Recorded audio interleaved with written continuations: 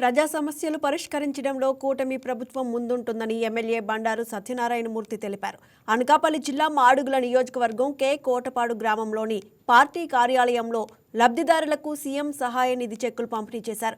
ఇప్పటివరకు 196 కుటుంబాలకు 1,66,00,000 విలువైన చెక్కులు పంపిణీ చేసినట్లు ఎమ్మెల్యే సత్యనారాయణమూర్తి వెల్లడించారు.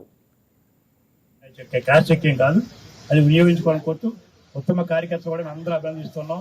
చాలా బాగా చేశారు, కష్టపడారు, చాలా ఉన్నారు. ఇంకా అందులో కొంతమంది ఎంపీ చేశారు, మిగతా కూడా భవిష్యత్తులో ఎంపీ అవుతారని చెప్పి ఆశిస్తున్నాను.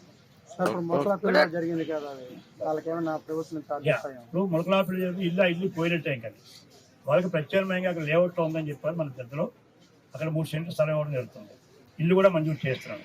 అసలు ఇల్లు ఇది బేకర్ సెక్షన్ హౌసింగే కనుక ఇది దేని వేరే మళ్ళీ అరుగులు అన్ని కాకుండా దత్తలో ఇచ్చింది కనుక ప్రత్యామ్నాయంగా 3 సెంట్లు ఇల్లు ఇస్తున్నాం. 2 నోట్స్ ఏమో నెంబరింగ్ ఉన్నాయి లక్కీగా, దురదృష్టమే కాలిపోయినాయి. మొన్న నేను ఎంఆర్ఐగా నడితే మీరు రిజర్వ్ బ్యాంక్ రాశారు హక్కు ఉందండి, 5 లక్షల రూపాయల దగ్గర పాపం.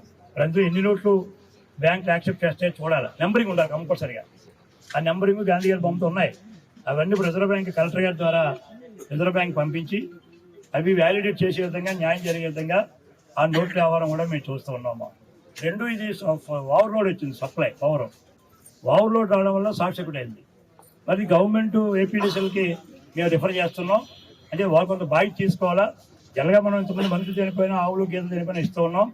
ఈ షార్ట్ సర్క్యూట్ హై వోల్టేజ్ కనుక నేను ఈ సీఎండీ గారిని కలిసి వాళ్ళు కూడా నష్టపరం వచ్చే విధంగా జీవోలు ఏముందో రూట్ చూసుకొని ములకలాపిలో ఉన్న పాప అమాయకులకి ఎవరైతే అవార్డులు ఉన్నారో వాళ్ళకి అది కూడా ప్రయత్నం చేస్తున్నాం. నోట్లది ఈ షార్ట్ సర్క్యూట్ ప్రయత్నం చేస్తున్నాం. ఇల్లు మాత్రం త్వరలోనే 3 సెంట్లు సైట్ వచ్చి ఇల్లు కూడా స్టార్ట్ చేస్తున్నాం. ఇది మేము చేయగలం. బంగారం కూడా కాలిపోయింది పాపం, అది మనం ఏం చేయాలి.